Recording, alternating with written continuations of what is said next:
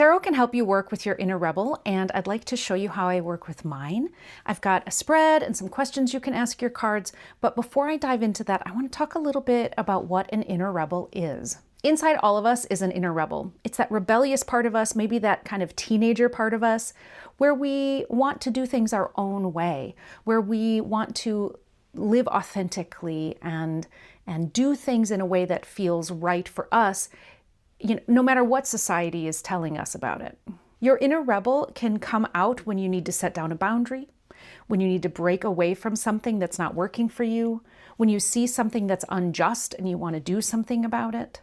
So the inner rebel can show up in like little ways throughout your day, as well as gigantic decisions in your life. I started working with these different parts of myself after I saw a therapist who did internal family systems work with me. It was incredibly effective for me to think about myself in that way. For me, it's just incredibly effective to think about myself as having these different parts, these different ways I work in the world, these different pieces that I can draw out and work with to build a life I love. So I work with my inner artist, I work with my inner rebel. There's lots of ways you could look at this. This is getting a little off topic, but think about your inner teacher, your inner parent, your inner manager, your inner child, your inner teen. There's lots of ways you can sort of step out of yourself and look at little pieces of you. But this video is about your inner rebel. So let's get into the spread. It's going to be about learning about who your inner rebel is.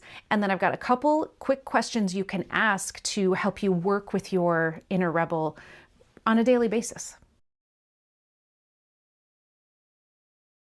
To get to know your inner rebel, we're going to do a 4-card spread.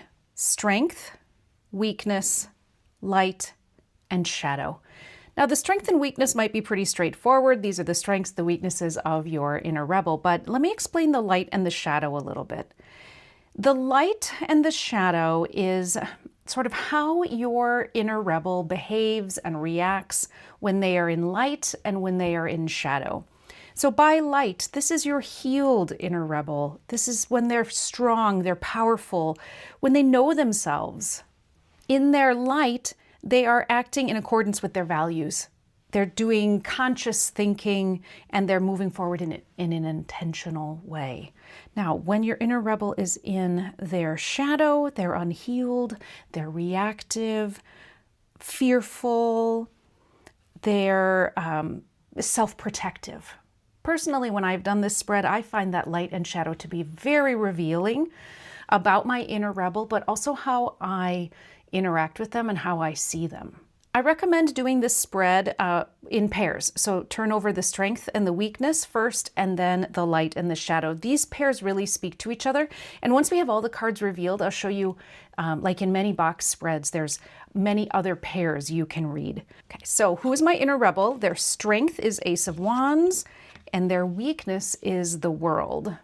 So for my inner rebel, I would say my strength is feeling inspired, coming up with ideas, those initial first moments of finding something to be rebellious about.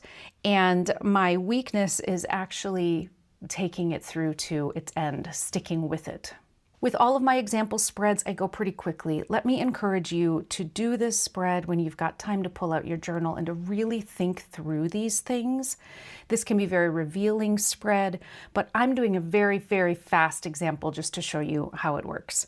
So let's look into the light and the shadow. The light is King of Wands and the shadow is Queen of Cups. Very interesting. So though I recommend reading these pairs first, I'm already seeing how I've got a pair of wands in the strength and the light. But let's get back to focusing here. For King of Wands, in my light, I am energized, I am aligned, I am a leader in that space. I'm encouraging other people to also follow their inner rebel and be true to who their inner rebel is. In my shadow, very interesting, is Queen of Cups. And I say very interesting because this is kind of my significator card. I'm really, truly, in my core, a Queen of Cups. So very interesting to me to see that show up in shadow. So within the context of inner rebel, I would say the shadow is getting too stuck in my empathetic state.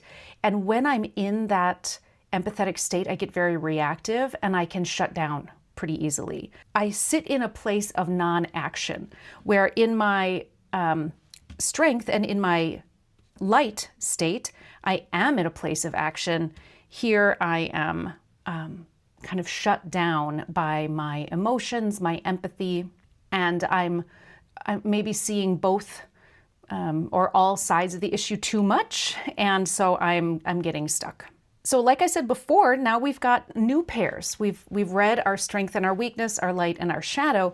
Now we can read our strength and our light and our weakness and our shadow. So I've kind of already hinted at this because I saw the king. I love this, that I've got the ace through the king, where the weakness was getting to the end of a cycle. We've got the end of a cycle right here as well within the same suit. So one of the things I can start thinking about my inner rebel is when I'm aligned, when I'm sure that what I'm doing is the right move, that's how I get back to being able to finish out a cycle, where I can come at things from my light state. I can come at them through my King of Wands. Reading the weakness and the shadow together, I see a couple things I'm noticing here. They're both, they're all kind of looking towards here, reclined. It's that sense of inaction. I've got a very inactive world here. He's, finished things. He's feeling pretty great. And she is also seated. The two of them speak to each other that my inner rebel does not want to be in a state of inaction, but it will be in a state of inaction if I'm not aligned. So I hope you're getting the idea of how I'm connecting. Then we can also connect our strength and our shadow, our weakness and our light. These diagonals can really help learn about influences on each other. They can help uncover more knowledge around the situation, around the inner rebel. Honestly, I might learn about how I can mitigate my weakness when my inner rebel is in my light. I can learn about how to kind of bring my shadow to light by thinking about my strength, by connecting those two. This is one of the reasons I love box spreads, because you can start connecting them and getting deeper and deeper and deeper, wider and wider and wider. The cards really communicate with each other really well in box spreads like these. All right, once you've done this spread and you know your inner rebel, you've gotten to know them a little bit, I've got two more ways to kind of speak with your inner rebel, learn about what they need, and make some plans for what you need.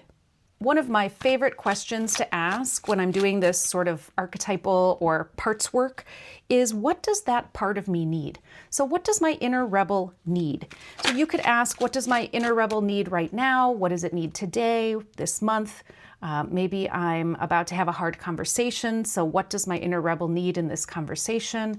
Maybe I'm heading out to a protest. What does my inner rebel need for that protest? You've got to be kidding me. Ace of Wands. It's always funny when they show up like that. So, okay, so what does my inner rebel need right now? Ace of Wands, it needs to focus on my strengths and inspiration and be, focused on that alignment, on that movement, on that fire. So let's do another one. What does my inner rebel need right now? Oh, it's because I did the overhand shuffling. Let me get in there. Okay, what does my inner rebel need right now? Strength, perseverance, a sense of control over my more animal side. So maybe thinking about strategy versus kind of flowing with my rage, to start thinking about it from a strategic point of view. I also see strength as sort of a balance card, so how I can find that within myself. One of my most effective questions I ask my cards is, what energy can I embody to accomplish, whatever it is I'm setting out to do? So in this case, I'm going to ask what energy my inner rebel can embody. Again, I would ask this when I'm maybe heading into a situation where I have to put down a boundary, where I'm really stepping outside of the norm, heading to a protest, making phone calls to my elected officials, that sort of thing. And I ask what energy to embody. So by that I mean sort of play acting. What energy can I act as to gain success in this area? And I ask this question with like mini decks that I have created. Mini deck isn't the right word. Anyway, I pull out quartz only. So I either read with just the quartz, or in the case of these two, I pull out quartz and majors. And so up to you what you want to do, but you'll see there's no numbered minors in this deck. This is quartz and majors. This is quartz only. And then I've got another one here where I also did quartz and majors. And so I just pull out these decks, I keep them in a little bag, and you can ask, what energy can I embody for literally anything? But in this case, we're going to do an example with the energy to embody for your inner rebel. Okay, so now that I know my inner rebel, now I'm working with my inner rebel, and I'm setting up to have a hard conversation with a family member. Let's say a parent, right? The expectations our parents put on us never end. I'm 50 years old and I still worry about that sometimes. So I'm gonna, stepping out, I'm making a choice in my life and I want to tell my parents about it and I feel some kind of way. So what energy can my inner rebel embody for this conversation to be successful, to stick with my plan and to do this new thing in my life? Temperance. So my energy, the way I'm going to approach this, my rebellious nature is going to seek balance and connection and creating something new. I'm going to go into this with confidence that I've got the magic in me to turn this into a helpful, productive conversation. I'm going to trust that I've got the magic in me. I've got the ability to connect us all, to get my point across, and to go out of this conversation feeling balanced and powerful. And that's it. That's some ideas for getting to know your inner rebel and then working with them once you know them a little bit better. I'd love to know if you try this spread or if you also work with your inner rebel, how that's going for you, or if you've got ideas for more ways I can work with my own inner rebel. Like if you liked the video, subscribe for more tarot content, and thanks for stopping by.